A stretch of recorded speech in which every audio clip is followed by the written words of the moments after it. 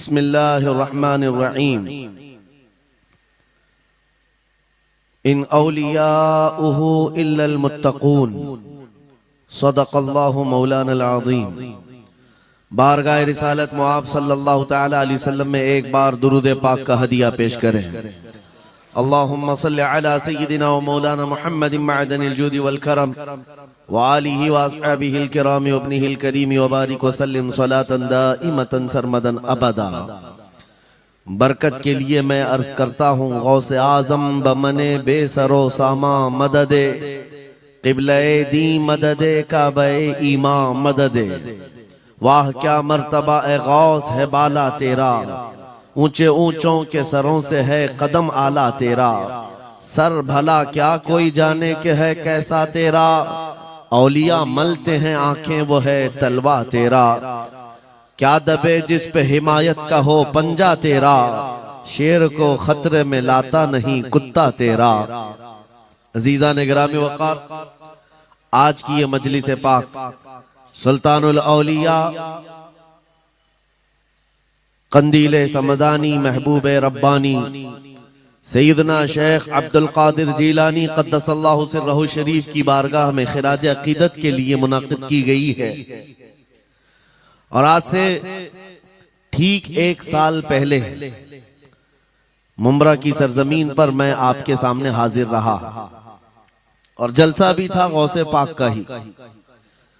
फिर साल भर के बाद बराबर यही अय्याम थे, जमीन थोड़ी बदली हुई लगती है, लेकिन मिंबर पर मौजूद उलमा भी वही तकरीबन मुझे नजर आते हैं और सामने के चेहरे भी पहचाने नजर आते हैं और जलसा भी वही है। ये बात मैं इसलिए जिक्र कर रहा हूं तवज्जो के साथ। साल भर गुजर गया मुंब्रा में, मैं खिताब करके आपके पास से रुखसत हुआ, उस बीच मेरा आना जाना हो न सका।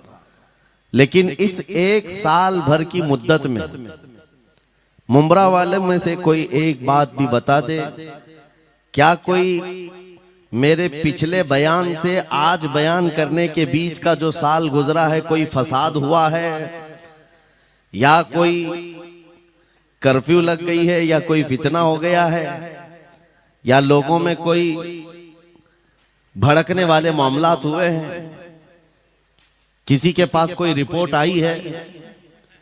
और अगर नहीं है तो मैं ये बात खास तौर पर डिपार्टमेंट वालों से कह रहा हूं, जिनको हमारा नाम ले लेकर के ही इतना डराया गया है कि जलसा होते ही उनके हाथ पैर अलग अंदाज में रखते हैं, कि उनको ऐसा लगता है कि ये मौलवी आएगा अभी भड़काएगा और मुंब्रा में पूरी आग लग जाएगी। मियां साल भर पहले की रिपोर्ट भी आपके पास है,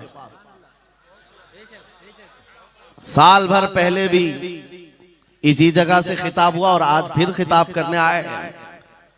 उनसे मैं कहता हूं, कच्चे कान न रखें, अच्छी रिपोर्ट लिया करें, अच्छी रिपोर्ट लिया करें।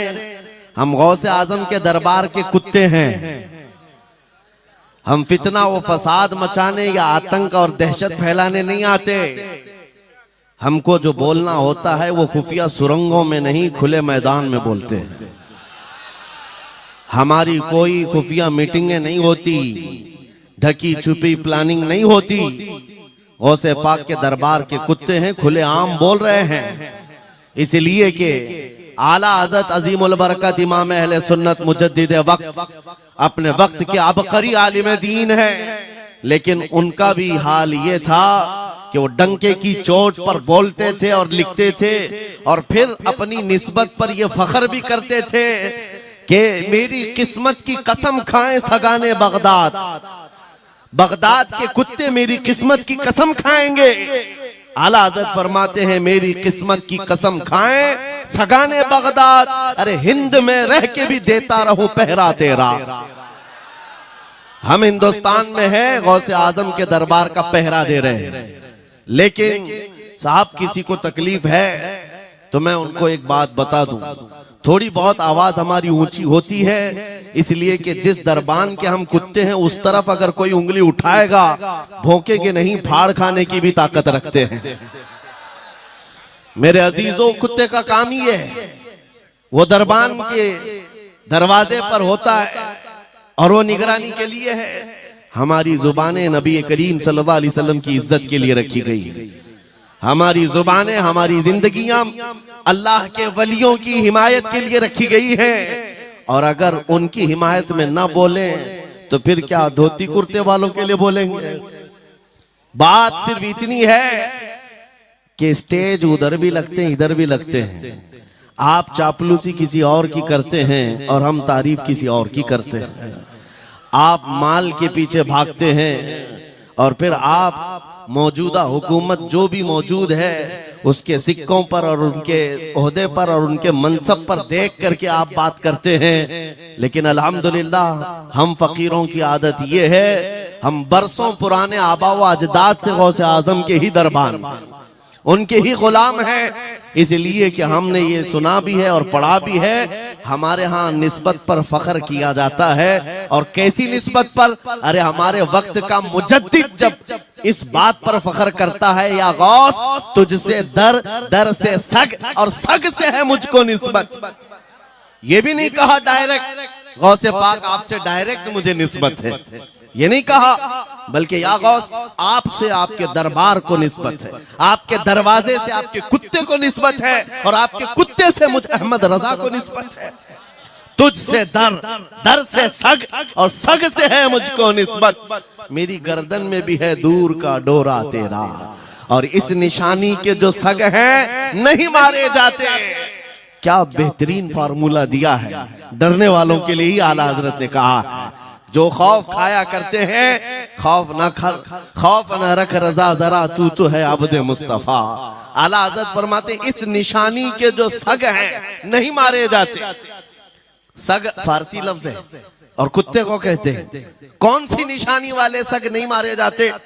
जिस कुत्ते के गले में पट्टा होता है उसको नहीं पकड़ा जाता। म्युनिसिपैलिटी की गाड़ी भी आती है कुत्तों वाली, वो इंजेक्शन मार के जाते हैं या कुत्तों को पकड़ के ले जाते हैं। बहुत कुत्ते अगर आवारा हो गए, कंप्लेंट करो, कुत्तों को उठा ले जाएंगे। लेकिन उन उठा ले जाने वाले कुत्तों में अगर एक भी बेल्ट वाला आया तो छोड़ देंगे। क्यों? ये पट्टा बताता है इसका कोई मालिक है, ये आवारा नहीं है, किसी का पाला हुआ है। पट्टा बताता है इसका कोई मालिक है। और आला हजरत फरमाते हैं हमारे गले में कादरी पट्टा पड़ा हुआ है और इस निशानी के जो सग हैं नहीं मारे जाते। हश्र तक मेरे गले में रहे कादरी पट्टा तेरा। गौसे पाक का ये निस्बत का पट्टा पड़ा हुआ है। ये अल्हम्दुलिल्लाह हमें बहुत सारी चीजों से महफूज रखता है। हमें जाहिर सी बात है आज इसी बात पर फख्र भी है। लोग मौलाना साहब कह रहे हैं हक बात कहना इस जमाने में नहीं, हर जमाने में दुश्वार रहा है, हर जमाने में दुश्वार रहा है। लेकिन ऐ नौजवानों, अगर तुम्हें अपनी निस्बत पर यकीन है कि मेरा पीर गौसे आजम जैसा है, मेरी निस्बत मुस्तफा करीम सल्लल्लाहु अलैहि वसल्लम से है, तो फिर खौफ किस बात का, डर किस बात का? इसीलिए हम डंके की चोट पर बोलते हैं, क्यों दबे जिस पे हिमायत का हो पंजा तेरा, शेर को खतरे में लाता नहीं कुत्ता तेरा। अजीजा ने ग्रामी वकार, आज सुल्तानुल औलिया गौसुल आजम की बारगाह में हम खिराज अकीदत पेश करने आए। जो बातें मैं अर्ज कर रहा हूं वो गौर से सुने। करामात ये औलिया इकराम की जिंदगी का हिस्सा है, अल्लाह की तरफ से उन्हें दिया गया। करामत क्या है? ऐसा मुहय्यरुल अक़ूल काम, अक्ल को हैरत में डाल देने वाला काम जो आम इंसान नहीं कर सकता, आम इंसान की अकल में ना आए। अल्लाह के वली से सादिर होने वाला ऐसा कोई काम, उसको करामत कहते हैं। लेकिन करामत औलिया इकराम की विलायत को साबित करने के लिए जरूरी नहीं। औलिया इकराम की विलायत को साबित करने के लिए करामत नहीं दिखाई जाती, शरीयत पर इस्तिकामत ये विलायत की अलामत है। अगर वो मजबूती के साथ हर जमाने में अपने दीन पर जमा हुआ है, वो अल्लाह का वली है, वो अल्लाह का वली है। आज भी हमारी कौम औलिया को ढूंढने पर लगी हुई है।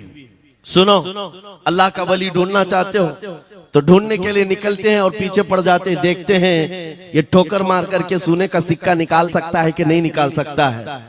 औलिया को इन्हीं बातों पर आज भी लोग परखते हैं, सोचते हैं कि अभी बाबा आसमान पर उड़ेंगे तो मैं समझ लूंगा अल्लाह के वली।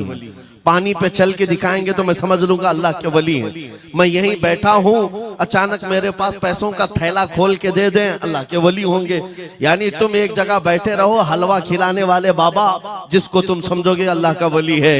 मेरे अजीजों, ये जो चीजें तुम समझ बैठे हो अल्लाह के वली के लिए, ये जरूरी नहीं, बल्कि ये देखो कि वो नबी पाक की शरीयत पर कितना कायम है, मेरे नबी के रास्ते पर कितनी मजबूती से जमा हुआ है। मैं आपको पूछता हूं, सय्यदुश्शुहदा इमाम अली मकाम इमाम हुसैन आजम से बढ़कर अल्लाह का वली कौन? अल्लाह का वली कौन है? सारे औलिया कराम की निस्बत वहां जाकर खत्म होती है। उस हुसैन आजम को देखे करबला के मैदान में अपने बच्चों की कुर्बानी के सामने भी जमे रहे, डटे रहे, करामत का इजहार नहीं किया, शरीयत पर इस्तिकामत लोगों को दिखाया। दुनिया में जैसी भी आफतें आ जाएं, मुसीबतें आ जाएं, अगर दीन मुस्तफा पर जमा हुआ है, इस्तिकामत के साथ खड़ा हुआ है, वो उसकी सबसे बड़ी विलायत है, वो सबसे बड़ा वली है। अल्लाह का वली वो है जो शरीयत पर जमा हुआ है, डटा हुआ है, कायम है। और करामात औलिया कराम की जिंदगी का एक छोटा हिस्सा है, छोटा हिस्सा है, और इस्तिकामत ये बहुत बड़ा हिस्सा है। जमे रह जाना किसी बात पर, खौफ ना खाना बातिल ताकतों से, न डरना इन जालिमों से, ये औलिया कराम की जिंदगी का खास वतीरा है। आज हम सबको जिस चीज की जरूरत है वो करामत की नहीं, इस्तिकामत। करामतें सुनते भी आया, अब करामत से आप ये समझते हैं कि काया पलट जानी चाहिए। लोग आज मजाक भी करते हैं, कुछ वो मॉडर्न ख्याल के डॉक्टरों और प्रोफेसरों के लेक्चर सुन करके पागल जो हो चुके सोशल मीडिया पर, वो भौंकते हैं करामात औलिया पर। क्या अब करामात क्यों नहीं दिखाते अल्लाह के औलिया? ये जो हालात बदले हुए हैं, इन हालात में इनकी करामतों से जमीन क्यों नहीं पलट जाती, जालिमों के मुंह में कीड़े क्यों नहीं पड़ जाते? मेरे अजीजों, पूरी दुनिया करामात से नहीं चलाई जाती, वल्लाह मुसब्बिबुल अस्बाब, असबाब पर रखा है। एक मशहूर जमाना बुजुर्ग हजरत मोहम्मद जाम रहमतुल्लाह अलैह बगदाद के हलाकू के जमाने के थे। हलाकू बादशाह जिसने बस्तियों की बस्तियां वीरान कर डाली और इतने कत्ल कर दिया था, जहां से गुजरता था इंसानों की खोपड़ियां। उसका जब बगदाद पर हमला करने का इरादा हुआ तो बगदाद से कई मील दूर उसका लश्कर लेकर वो पड़ाव किया और अपने 2 सिपाहियों को बगदाद का मुआयना करने के लिए भेजा। और उसकी दहशत तारी थी सब शहरों में, हलाकू अगर आ गया तो हिलाक हो जाएंगे, इसके फौजी सबको बर्बाद कर डालेंगे। हलाकू का नाम सुनते ही लोगों में दहशत तारी होती थी। तो 2 सिपाही 2 फौजी हलाकू के बगदाद मुआयना करने के लिए आए तो लोगों में खलबली मच गई, अब जाएं तो कहां जाएं? तो हजरत मोहम्मद जाम रहमतुल्लाह अलैह एक बुजुर्ग थे, उनके पास लोग दौड़ते हुए आए और वो वजू फरमा रहे थे, उनके हाथ में पानी का कटोरा था और आकर के लोग रोने लगे, हुजूर हलाकू आ गया, बगदाद तबाह कर डालेगा, बगदाद को बर्बाद कर देगा, आप बचा ले, अल्लाह के वली हैं, आप दुआ करें। उन्होंने अपनी कटोरी पलट दी और कहा जाओ, अल्लाह हिफाजत करेगा। रिवायत में मिलता है कि वो 2 सिपाही ढूंढते ढूंढते रह गए, उनको बगदाद नजर ही नहीं आया। कोई बगदाद का न घर दिखा, न महल, न रास्ता, कुछ नहीं। वापस वो अपने बादशाह के पास जाकर कहते हैं, हम तो बहुत ढूंढ करके आए, बगदाद मिला ही नहीं। हलाकू ने उन दोनों सिपाहियों को कत्ल कर दिया। कहा कि तुम झूठ बोलते हो, मुझे बगदाद की रोशनी यहां से दिखती है और तुम्हें कैसे नजर नहीं आया? या तो तुम निकम्मे हो या तो फिर मेरे साथ धोखा कर रहे हो। कत्ल कर दिया। दूसरे दिन अपने खास 2 वजीरों को भेजा कि जाओ बगदाद का मुआयना करके आओ, गलियां, वहां की सड़कें और वहां की महल्लात, वहां की इमारतें देख आओ। ये 2 वजीर गए और ढूंढते रहे। जैसे ही वो बगदाद में इंटर हुए, आज फिर लोग हलाकू के इन वजीरों को देखकर दौड़े दौड़े भागते हुए इस अल्लाह के वली के पास आया, हज़रत मोहम्मद जाम। आज फिर रोने लगे, कहा हमारी बीवियां बेवा हो जाएंगी, हमारे बच्चे यतीम हो जाएंगे, सब मारे जाएंगे, आप बचा लें। आज फिर से उन्होंने कटोरी पलट दी। कहा जाओ अल्लाह हिफाजत फरमाएगा। अल्लाह वालों का ये तसर्रुफ है, ये करामात है। वो चाहे तो पूरे लोगों को पोशीदा कर दे जालिमों की नजर से। दूसरे दिन वो वजीर भी ढूंढते रह गए, उनको भी बगदाद नजर नहीं आया। वापस गए, बादशाह के वो बड़े मोतमद लोग थे, कहा कि हम भी गए लेकिन हमको बगदाद नजर नहीं आया। हलाकू को बड़ा ताज्जुब हुआ, ऐसा कैसे हो सकता है, लोकेशन बिल्कुल सही है, हम सामने चंद मील के फासले पर है और इनको बगदाद नजर क्यों नहीं आता। तीसरे दिन उसने कहा कि अब किसी मुआयने की जरूरत नहीं, कोई जायजा लेने की जरूरत नहीं, हम डायरेक्ट जाते, फौज को तैयार करो। पूरी फौज को लेकर के जब तैयार होकर वो बगदाद के सरहद पर आकर खड़ा हो गया, उसके जंग का बिगल बजा और तबाही के आवाजें आने लगी, तो आज लोग फिर दौड़ते हुए हजरत मोहम्मद जाम के पास आए और उनसे रो रो कर गिड़गिड़ाने लगे, कहा आज तो आफत आ गई, बड़ी बला आ गई। तवज्जो से सुनना मेरे अजीजों, आज आप अगर ना बचाएं तो सब तबाह हो जाएंगे, बर्बाद हो जाएंगे। आज आप अपनी कटोरी उठा रहे थे, उन्हें गैब से निदा आई, ए मेरे महबूब बंदे, कब तक तुम अपनी कटोरी उठाकर इनको बचाते रहोगे।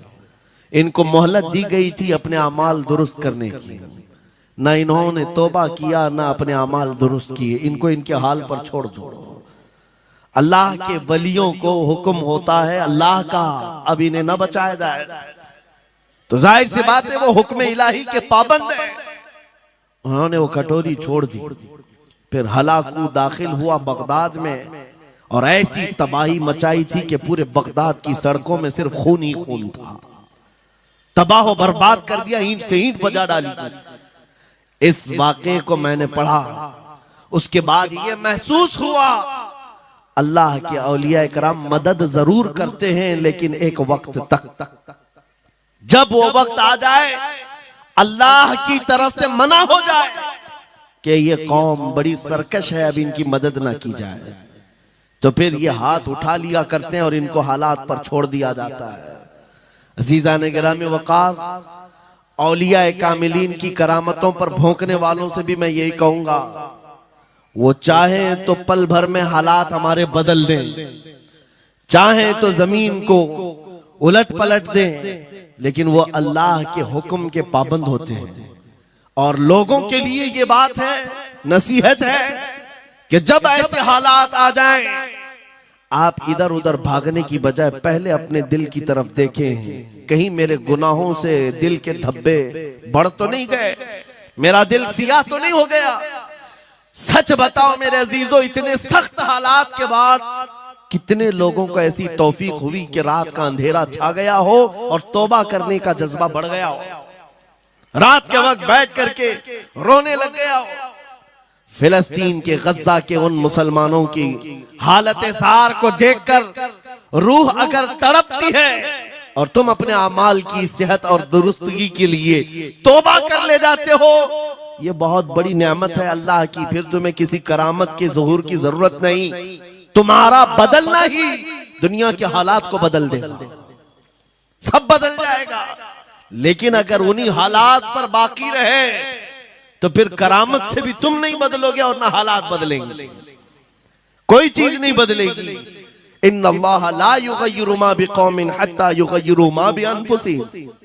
कुरान में मेरा मौला फरमाता है, बेशक अल्लाह ताला उस वक्त तक किसी कौम की हालत नहीं बदलता जब तक उस कौम को खुद अपनी हालत बदलने का ख्याल ना हो। हम अपनी जानिब से शुरुआत करें और फिर हालात खुद बदल जाएंगे, हालात खुद बदल जाएंगे। सरकार सैयदना गौस आजम अब्दुल कादिर जीलानी रदी अल्लाह तआला अन्हु जिस हाल में बगदाद तशरीफ लाए थे, उस जमाने को याद करें, उस जमाने को याद करें। वो ऐसा जमाना था कि उस वक्त हक बोलना एक जुर्म हो गया था। शिया नवाज खलीफा मौजूद थे, हजरत अबू बकर, हजरत उमर का नाम लेने पर भी मस्जिद के दरवाजे पर कोड़े मारे जाते थे। ये वो हालात थे, उलमा की जुबानें गंग थी, बोल नहीं पाते थे, खुतबा क्या देना है वो बिल्कुल स्क्रिप्टेड, जो खलीफा वक्त चाहे बस उतना ही। आज जैसे सऊदियों के यहाँ ये रिवाज है, बादशाह की हिमायत में और बादशाह जैसा चाहे वैसी मस्जिद का मौलवी भी बोलता रहे।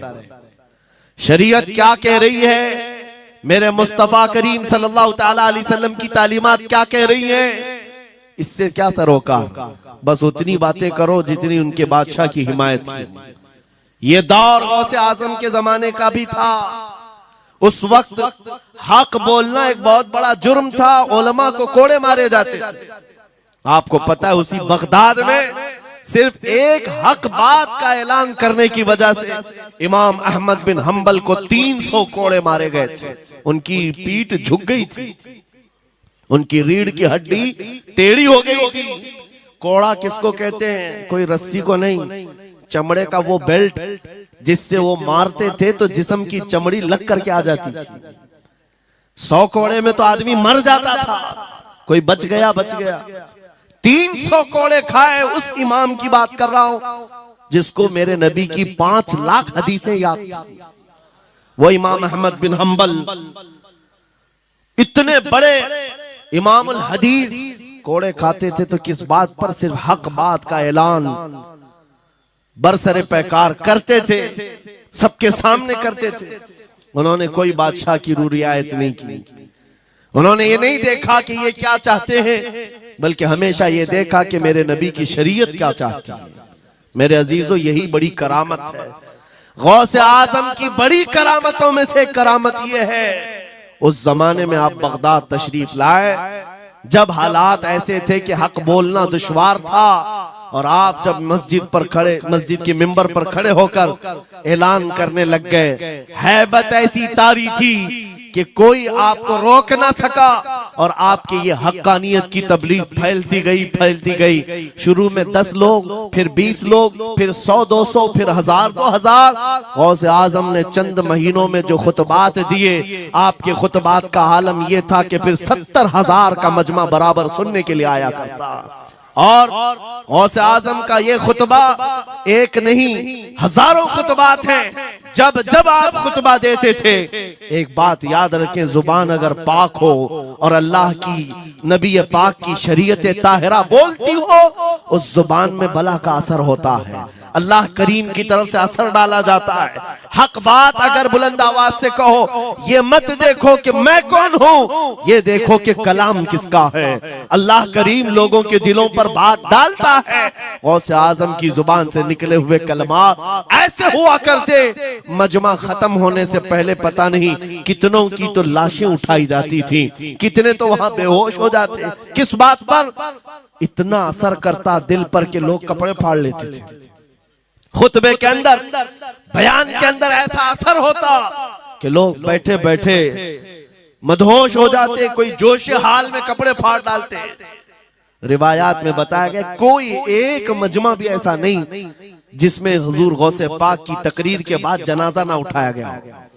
हर खिताबत के बाद, और बोलते क्या थे, हैरत की बात है मेरे अजीजों। आज बाज लोग ये कहते हैं हम भी बहुत सारी चीजें बयान कर रहे हैं, मैं अपने लिए भी नसीहत और सारे उलमा के लिए भी कहता हूं। लोगों के पल्ले नहीं पड़ती, लोगों के कानों में नहीं जाती। ये जुमा में आते हैं, सोते रहते हैं, जब इमाम खड़ा होता है नमाज के लिए तो ये झटका लेकर के खड़े होते हैं, बयान यूं ही चला जाता है।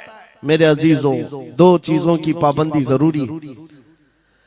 मैंने पढ़ा था इमाम अहमद बिन हंबल नहीं, हजरत सुफियान सौरी रदी अल्लाह ताला, हजरत सुफियान सौरी नसीहत कर रहे थे, और जब वो नसीहत करते तो लोग रो पड़ते थे, आखिरत को याद करते, कब्र की होलनाकियों का तज़किरा करते तो लोग रोने लगते थे। एक बंदा था, वो मजलिस में आया करता और खामोश बैठता, और उस पर कुछ भी असर नहीं। एक दिन उसने पकड़ करके पूछा हजरत सुफियान से, आप जब बयान करते तो लोग धाड़े मार मार कर रोते हैं, मुझे तो कुछ नहीं होता, मैं तो ऐसे ही बैठा रहता हूं। आपने क्या फरमाया? आपने ये नहीं फरमाया कि तू बदतमीज है, तू बदमाश है, तू बदअमल है। फरमाया 2 में से एक खराबी हो सकती है, या मेरा दिल खराब होगा या तेरा दिल खराब होगा, इसलिए कि मैं बात रसूलुल्लाह की कर रहा हूं, इसमें असर तो होगा ही। दो में से कोई एक खराब होगा, ये नहीं फरमाया कि तू ही खराब। यहां पर हमारे लिए नसीहत है, बोलने वाली जुबान पाक हो और लुकमा हलाल का जाता हो, अल्लाह असर जरूर पैदा फरमाता है। सरकार गौसे पाक रदी अल्लाह ताला अन्हु मिंबर पर खड़े होकर बयान कर रहे हैं। क्या बयान कर रहे हैं सुने। एक दिन आप हजरत अब्दुल जब्बार को बैठाए अपने बेटे को, वो बयान करते रहे, उसके बाद उतर कर क्या कहा, अब्बा जान आप जो बयान करते हैं उसमें जो रिक्कत तारी होती है वो मेरे बयान में नहीं होती, आप बयान करें। गौसे पाक मिंबर पर खड़े हो गए और सुनो 70,000 का मजमा है। गौसे पाक की तकरीर क्या है, डायरेक्ट शुरू फरमाते गौसे पाक, ऐ लोगों मेरे घर में आज एक बड़ा हादसा हो गया। अपने घर का वाकया बयान कर रहे, मेरे घर में आज एक अजीब हादसा हो गया। अब्दुल जब्बार की माँ यानी अपनी बीवी के बारे में कह रहे हैं, उनके बेटे हजरत अब्दुल जब्बार कहते हैं, अब्दुल जब्बार की माँ मेरे लिए दही मट्टी की हांडी में जमा कर रखी हुई थी, एक छीके से लटकाई हुई। गर्मियों के दिन थे, आज मेरी भी ख्वाहिश थी दही खाने की। मैं घर पहुंचा दोपहर के वक्त, दही की हांडी मेरी बीवी ने उठा करके दस्तरखान पर रखा था। मेरे पहुंचने से पहले ही एक बिल्ला आया घर में और पांव से झपटा मारा, वो दही का मटका गिर गया, टूट गया और दही पूरा जमीन पर बह गया। न माँ खा सका न मेरी बीवी खा सकी। इतना बयान करना था कि लोग ठाड़े मारकर रोने लग गए, कपड़े फाड़ने लग गए, लोगों के अंदर जोश हाल से कैफियत बदल गई। मेरे अजीजों, कोई अपने घर का वाकया बयान कर रहा हो कि दही की हांडी फट गई, दही बह गया, इसमें कौन सी ऐसी बात है रोने की?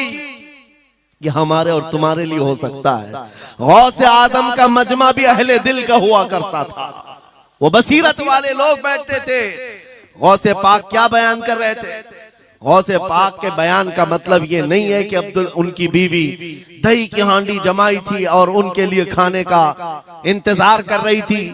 गौसे आजम अपने वाकये से दुनिया की हालत बता रहे थे, ऐ लोगों, जिस तरह मेरे घर में आज मेरे खाने से पहले दही का मटका टूट गया और दही बह गया, सबकी हालतें तकरीबन ऐसी होती हैं। इंसान अपने लिए इतना कमाता है, माल जमा करता रहता है, और जब उसके खाने का वक्त आता है मलकुल मौत पंजा मारकर रूह निकाल लेता है और सारा माल उसका धरा का धरा रह जाता है, ना वो चख पाता है ना खा पाता है।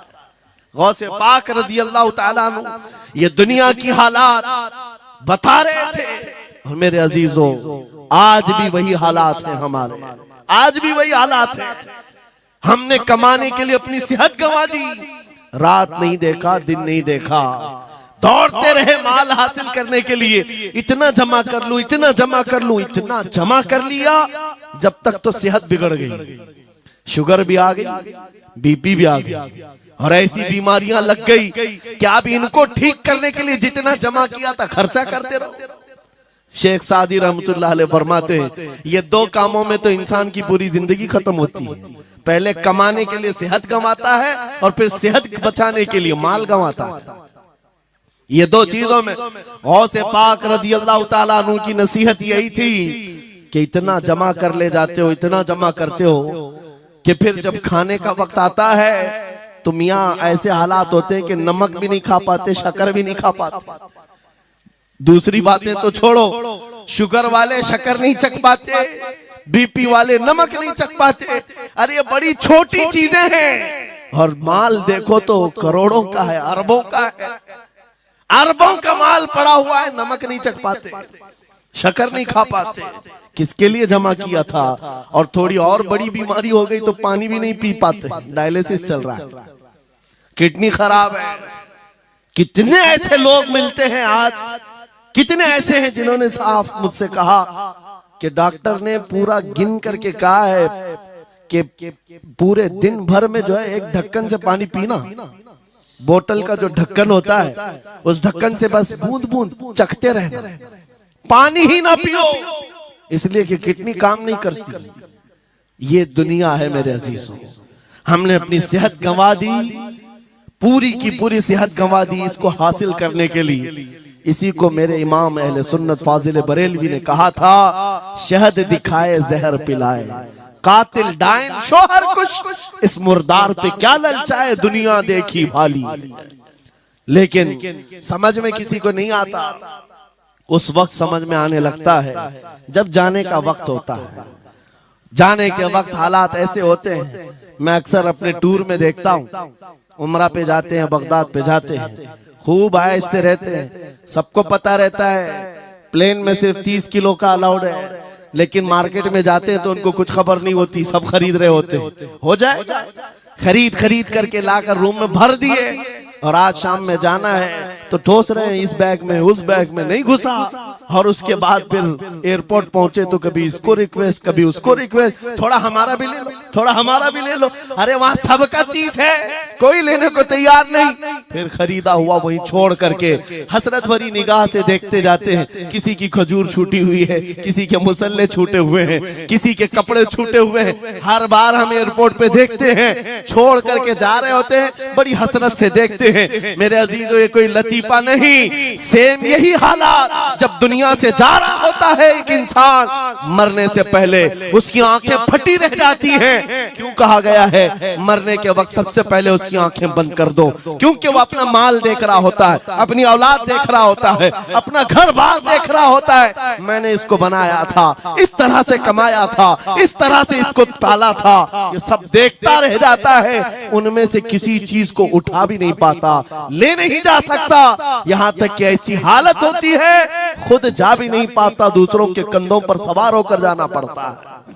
ये दुनिया की हकीकत। गौसे पाक की तालीमात अगर पढ़ते रह जाओ मेरे अजीजों, तसव्वुफ का एक ऐसा किला है, गौसे पाक की तालीमात काफी है तुम्हें तौबा करने के लिए, दुनिया में दिल लगाने के लिए और उससे दिल हटाने के लिए। गौसे पाक की तालीमात काफी है। आपने फरमाया था दुनिया में ऐसे रहो जैसे कश्ती समंदर में चलती है। कश्ती समंदर में चलती है यानी पूरे भरे हुए मौजों के पानी पर कश्ती चल रही है, लेकिन उसका कुछ बिगड़ता नहीं है। हाँ, अगर पानी कश्ती के अंदर आ गया तो फिर कश्ती के लिए खतरा है, डूब जाएगी। तुम दुनिया में ऐसे ही रहो कि तुम्हारे अंदर दुनिया ना आए, तुम दुनिया में हो, तुम्हारे अंदर दुनिया ना आ जाए। अगर तुम्हारे अंदर दुनिया घुस गई तो डूब जाओगे, फिर यहां से निकल नहीं पाते। मौलाना रोम इसी की मिलती जुलती बात कहते हैं मसनवी शरीफ में। जलालुद्दीन रूमी फरमाते हैं, एक चूंटी को देखा, शहद का एक कतरा जमीन पर गिरा हुआ है, शहद का कतरा चिपकने वाला होता है, यानी उसके अंदर गम होता है। चूंटी करीब से आई, एक चुस्की ली, शहद को चखा और जाने लगी। फिर आई, पेट कहां भरता है चूंटी का मीठे से। अरे शहद तो पानी में भी रखो ऊपर से आके गिरती है, और शहद खाना है उसको। और दूसरी तरफ से आई, फिर गई, पेट नहीं भरा, चारों तरफ से उस कतरे को चाट चाट के गई। मौलाना रोम फरमाते हैं, फिर चूंटी के दिल में ख्याल आया, मैंने हर तरफ से तो शहद को चक्कर देखा, टेस्ट एक ही है, बीच कतरे में कैसा टेस्ट होगा? कतरे के बीचों बीच शायद अलग टेस्ट होता है। तो चूंटी ये सोच करके कतरे के ऊपर चढ़ गई, जो शहद का कतरा था उसके ऊपर चढ़ गई। कहा ऊपर चढ़ करके मैं चुस्की लूंगी इसकी और चखूंगी। और जब चढ़ गई तो उसके सारे पैर हाथ उस पे चिपक गए।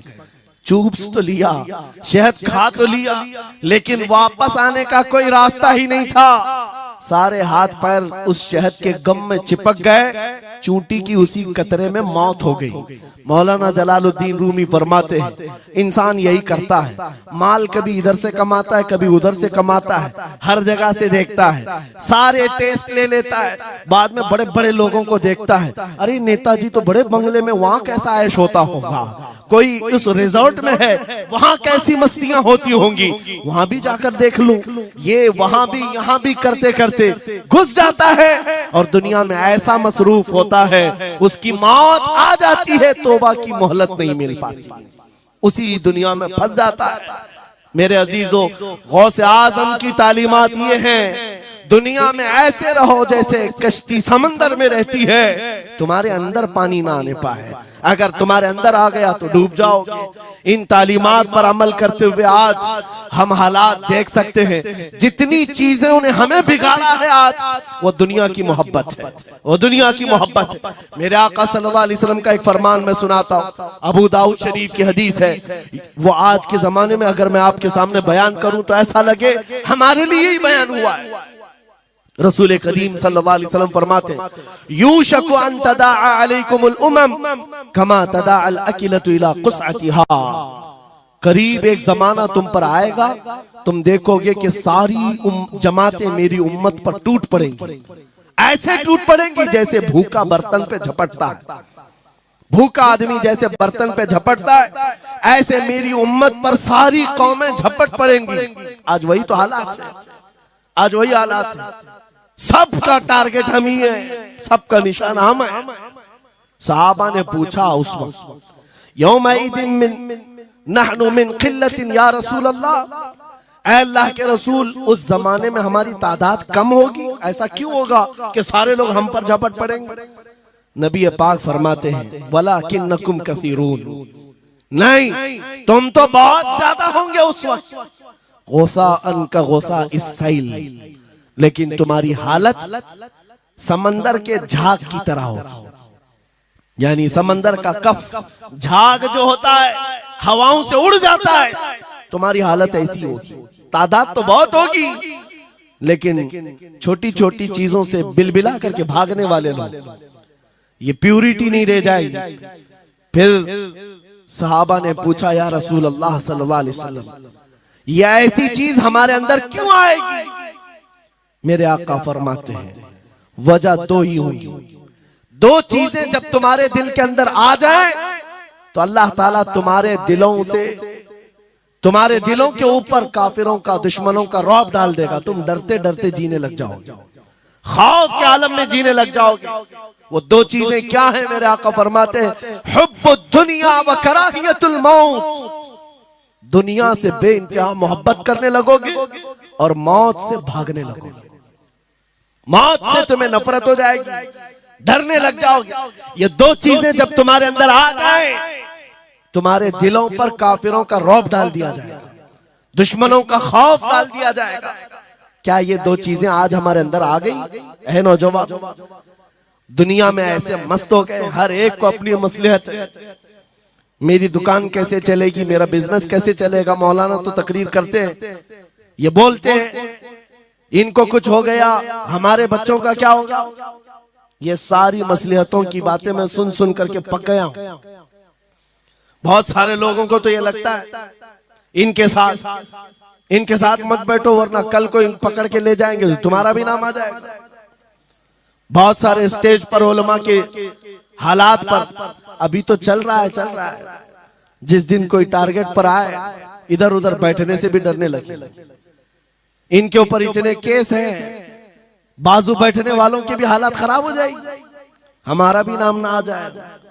मेरे अजीजों, ये सब गीदड़ भपकियां हैं, तुम्हारे ईमान का इम्तिहान। मैं तो यही कहता हूं, हमारे साथ कोई मामला नहीं। वही बात मैं कहता हूं जो अकबर इलाहाबादी ने कहा था, रकीबों ने रिपोर्ट लिखवाई है जा जा के थाने में कि अकबर नाम लेता है खुदा का इस जमाने में। यही रिपोर्ट लिखवाते हैं जा जा करके। हमारी भी जहां रिपोर्ट लिखी हुई होगी, बात यही होगी कि ये रसूलुल्लाह का नाम लेता है और उनके नाम पर लोगों को बात करता है, यही रिपोर्ट होगी। और इस बारे में हम कभी डरते नहीं। मैं आपको बताऊं, उत्तर प्रदेश में वहां के हालात तो पता है, बिल्डोजर की हुकूमत चलती है। लेकिन मेरे अजीजों, एक मौलाना साहब ने कहा, आपके साथ जलसे में बैठकर मैं लब्बैक लब्बैक के नारे लगा रहा था, दूसरे दिन मुझे थाने बुला लिया और फिर मुझे बहुत ज्यादा मामलात हो गए। कहा कि मौलाना तुम ही नारे लगा रहे थे। आप लोग ना डरे इंशाअल्लाह। यहां पर तो उन्होंने मुझसे कहा, मैं कहा क्या हुआ, फिर कुछ हुआ? कहा मुझसे कह रहे थे केस हो जाएगा, हालात बिगड़ जाएंगे, खराब हो जाएंगे। मैंने कहा फखर करो मौलाना इस बात पर, दुनिया चोरी करके थाने जाती है और तुम नबी का नाम लेकर जा रहे हो। कौन सा मसला है? बात सिर्फ इतनी है मेरे अजीजों, हम बोलते रहेंगे उस वक्त तक जब तक अल्लाह तबारक व तआला ने जुबान रखी है। नबी पाक की अजमत और नबी पाक की शरीयत और औलिया उम्मत की मिदहत बयान करना जुर्म है। यह जुर्म हम 1000 बार करें, अगर ये जुर्म है 1000 बार करें, बल्कि हम दार पर भी, फांसी के फंदे पर भी ये जुर्म करेंगे, क्योंकि हमारे असलाफ ने हमें ये बताया है, जो जान मांगो तो जान दे दें, जो माल मांगो तो माल दे दें, मगर ये हमसे कभी ना होगा नबी का जाहो जलाल दे दे।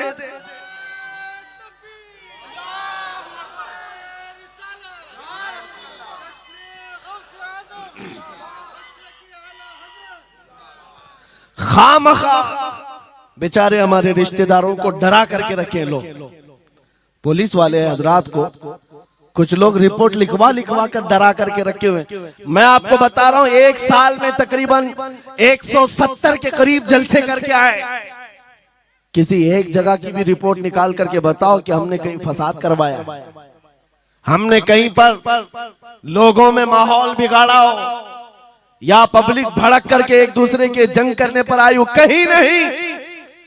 अगर कौम को, सोई हुई कौम को बेदार करना तुम्हारे नजदीक भड़काना है, तो ये भड़काना तो बहुत अच्छा है मेरे अजीजों। हमारा काम सिर्फ इतना है, हम उन नौजवानों से बात कर रहे हैं जो अपने नबी के फिदाई हैं, जो अपने नबी के आशिक हैं, और हम सिर्फ उस लौ को और बढ़ाना चाहते हैं जो इनके सीनों में जल रही है। इनके सीनों में किसी और की नहीं, मेरे मुस्तफा के मोहब्बत की शमा है। अगर वो मध्यम है, हम उसको तेज करना चाहते हैं। बस मेरे नौजवान से मेरा मुतालबा सिर्फ इतना ही है, किसी की जय विजय क्यों पुकारे, क्या गरज हमको, हमें काफी है सैयद अपना नारा या रसूल अल्लाह, हमें काफी है सैयद अपना नारा।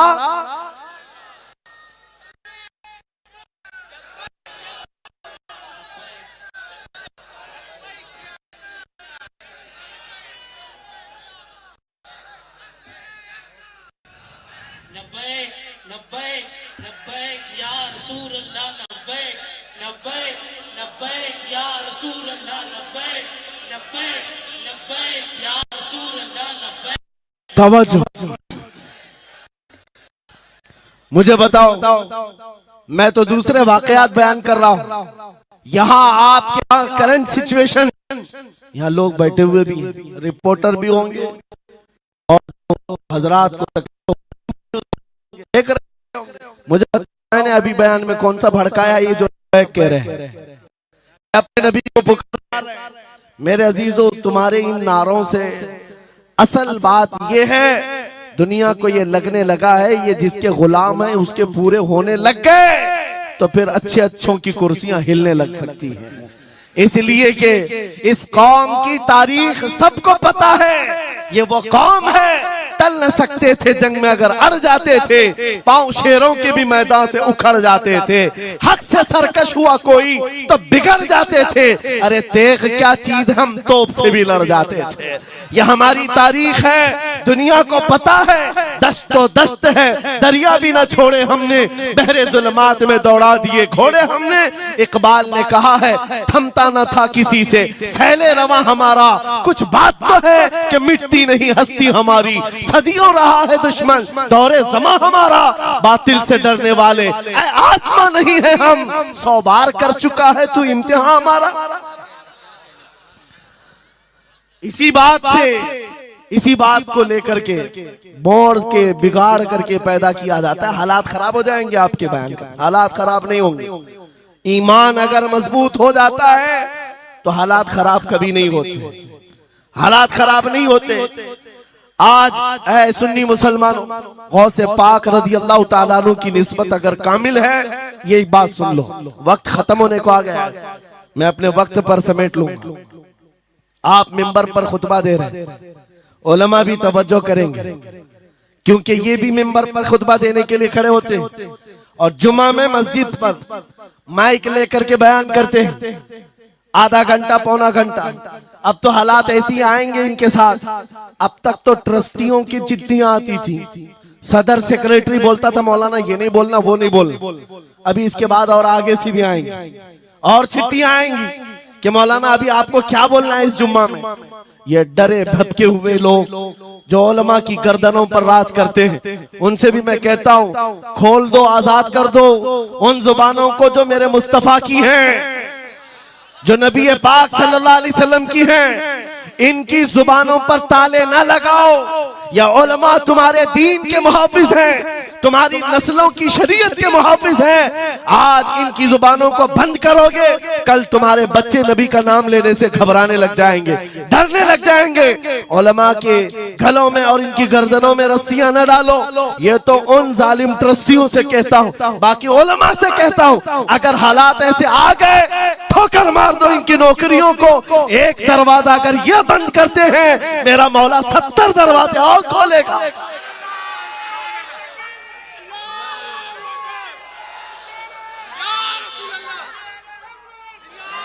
सुनो गौसे पाक रज़ी अल्लाह ताला अन्हु किस बात से डरते थे।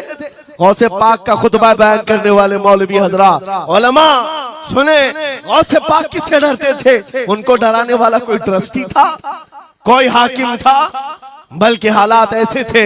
एक बार खिताब कर रहे हैं मजमे में, बहुत बड़ा मजमा है, खिताब के बीच दरमियान अभी वाज हो रहा है, एक काला सांप गिर गया आपके कंधे पर। सांप गिर गया और गिरा ही नहीं, गिर करके फिर वो आपके गले के अंदर से दाखिल हो गया, आस्तीन में आया, आस्तीन में आया और फिर इधर आया।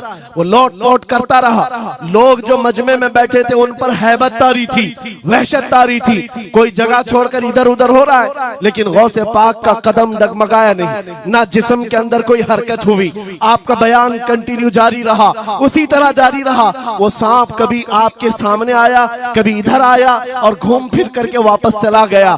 बयान आपका मुकम्मल हुआ। लोग खड़े हुए पूछते रहे, या सुल्तान अल औलिया सय्यदी शेख अब्दुल कादिर जिलानी, आपके साथ ये जो माजरा हुआ, ये सांप इतना खतरनाक था, देख करके हैबत तारी थी और आप अपना बयान कंटिन्यू जारी रखे हुए थे, ये क्या माजरा है? गौसे पाक फरमाते हैं वो सांप तो मुझसे कह रहा था, ऐ अब्दुल कादिर, तुझसे पहले 70 औलिया को भी मैंने ऐसे ही आजमाया है, 70 उलमा को मैंने ऐसे ही आजमाया है और आजमा कर चला गया। गौसे पाक क्या फरमाते सुनो, ऐ लोगों, तुम मुझसे पूछ रहे उससे डरता था या नहीं डरता था? बात सिर्फ इतनी है, मैं उस कादिर का बंदा अब्दुल कादिर हूं, उस कादिर का बंदा अब्दुल कादिर हूं। मेरे उसकी कुदरत पर ऐसा यकीन है, अगर मौला ने मेरी मौत लिखी है तो ये काले सांप से क्या, चूंटी से भी हो सकती है। और अगर मौत नहीं लिखी, इस तरह के 1000 सांप मेरे गले में आए, मेरी मौत नहीं आ सकती। मेरा उसकी कुदरत पर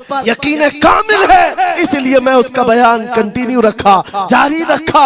आज मैं यही कहता हूं, ऐ सुन्नी मुसलमानों और इन उलमा से भी, अगर हमारी मौत लिखी है, छोटे से हादसे से भी हो सकती है, और अगर नहीं है तो वक्त का प्राइम मिनिस्टर भी तुम्हारी गर्दन पर पैर रखे, मौत नहीं आ सकती, क्योंकि कादिर मुतलक मेरा रब्बुल आलमीन है। वक्त का बादशाह भी तुम्हारी गर्दन पर तलवार रखे, नहीं आ सकती। आपको पता है चंगेज की तारीख? चंगेज एक जालिम बादशाह गुजरा, बहुत बड़ा जालिम, जिसके सर पर 50 लाख लोगों के कत्ल का इल्जाम है। 50 लाख इंसानों का कत्ल मामूली है? उस जमाने का चंगेज, और वो मुल्क के मुल्क फतह करते हुए निकला था। एक जमाना ऐसा था मेरे अजीज, घोड़े पर बैठा हुआ चंगेज कुछ लोगों को, मुसलमानों को गिरफ्तार करके मैदान में खड़ा किया है और जल्लाद को बुलाया कि एक साथ सबकी गर्दनें उड़ाने लग जाओ। वो कितने लोग थे? 3 सफों में खड़ा किए हुए थे लोगों को जिनका कत्ल होना था। लाइन से खड़े हुए हैं, सब अपनी अपनी बारी का इंतजार कर रहे हैं। जल्लाद तलवार लेकर आया और जब पहली सफ वालों को कत्ल करने लगा, वो गर्दनें उड़ा रहा था। एक बूढ़े मियाँ पहली सफ में खड़े थे, वो जल्दी से दूसरी सफ में चले, पीछे वाली सफ में गए। बादशाह चंगेज घोड़े पर बैठा हुआ खिलौने से खेल रहा है और ये मंजर भी देख रहा है और हंस रहा है। बूढ़ा यहां से उधर चला गया, पहली सफ का काम तमाम, पूरे कत्ल हो गए। दूसरी सफ में जब कत्ल का ऑर्डर आया तो जल्लाद फिर गर्दनें उड़ाने लगा। दूसरी सफ, दूसरी लाइन को कत्ल करने लगा जल्लाद। ये बूढ़े बाबा जो है तीसरी सफ में चले गए। पीछे और एक सफ थी, यहां से बचकर तीसरे में चले गए। दूसरी सफ भी उड़ गई। उसके बाद बादशाह चंगेज कहकहा मार करके कहने लगा बाबा जी, बाबा जी अब तो इसके पीछे कोई सफ नहीं, ये तीसरी थी, अब कहां जाओगे? बूढ़े मियां ने सर झुकाकर कहा अब भी मेरा अल्लाह है। ये यकीन होता है जहां तक बचना है बच लेंगे, और जब नहीं है, बाबा जी ने कहा अब भी अल्लाह है, हो सकता है। उस चंगेज ने कहा कि उड़ाओ अब इनकी गर्दनें। अभी जल्लाद तीसरी सफ को उड़ाने ही जा रहा था, अचानक चंगेज के हाथ से वो खिलौना नीचे गिरा जो खेल रहा था बैठ करके घोड़े पर।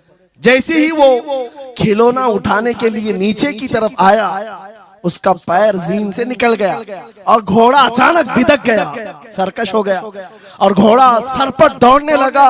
और ये एक पैर इसका जीन में फंसा हुआ है और सर नीचे जमीन पर है। अब घोड़ा दौड़ता गया, पता नहीं कितने पत्थरों से इस बादशाह का सर टकराता रहा। घोड़ा किसी के काबू में नहीं आ रहा। सारे सिपाही, सारे फौजी इस घोड़े को पकड़ने के लिए पीछे भाग रहे, लेकिन घोड़ा दौड़ता गया, इतना दौड़ा कि उस चंगेज का सर फट करके भेजा बाहर, मर गया। बहुत दूर जाकर के घोड़ा एक जगह रुका। बादशाह की मौत का ऐलान इतना बड़ा था, सारे सिपाही, सारे फौज बादशाह को लेने के लिए हाजिर आए। मियां पूरी सल्तनत तहबतह हो गई, हुकूमत बदल गई, सब खत्म हो गया। और जो कैदी थे वो आजाद होकर जाने लगे। वो बूढ़े मियां कहते हैं बाकी लोगों से, क्या मैं नहीं कहता था अल्लाह अब भी हमारे साथ है? मेरे अजीजों, एक बात याद रखो, हमारे लिए दुनिया द एंड नहीं कर सकती जब तक मेरा मौला ना चाहे, अल्लाह ना चाहे। आज लोगों को ये लगता है, मुझे वैसी भी बात बताया गया कि यहाँ पर मुंब्रा की आपकी घनी आबादी है, फिलिस्तीन के मामला पर कुछ बोलेंगे यहाँ पर भड़क जाएंगे लोग। मेरे अजीजों, इतने भड़कने की जरूरत नहीं, तुम यहाँ भड़कोगे तो फिलिस्तीन पहुंच भी नहीं पाओगे। बात यह है, हम बोलेंगे जरूर जुल्म के खिलाफ और हक के लिए, चाहे जैसी भी हालात हो। अगर किसी को बुरा लगता है इजराइल जालिम है, तो मैं 100 बार कहूंगा वो जालिम है, जालिम है, जालिम है। उनकी कोई हिमायत करने के लिए हम नहीं है, लेकिन एक बात आपको मैं जरूर बताना चाहता हूं। गौसे पाक का मसला की ये है, सुल्तानुल औलिया गौसुल आजम की निस्बत के साथ आप अपनी शरीयत पर कायम रहें और अपने ईमान पर डटे रहें, और तौबा व इस्तिग़फ़ार के बाद अपने हालात बदल लें।